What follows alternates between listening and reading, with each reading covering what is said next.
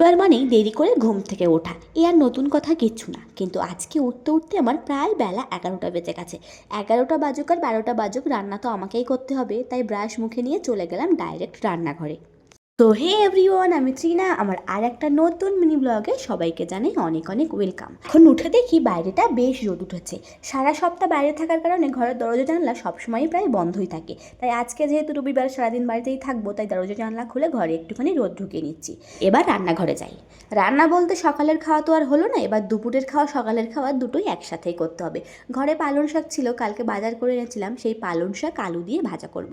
আমি না আগে যেসব জিনিসগুলো খেতে চাইতাম না, এই শাক সবজি, এখন যেন ভীষণভাবে এই শাক সবজিগুলো খেতে ভালো লাগে। করতে করতে একটা আওয়াজ শুনে ছুটতে বাইরে চলে গেলাম।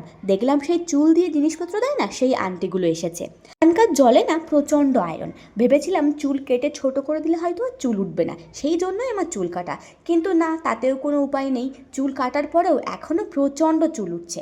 আমি না একদম এসব বুঝি না যে কতটা চুল দিয়ে কতটা জিনিস নিতে পারবো। তো যাই হোক, চুলগুলো ঘরের কোনায় পড়ে সেই নষ্ট হচ্ছিল, তাই সেগুলো দিয়ে কিছু একটা নিয়ে নেওয়াই ভালো।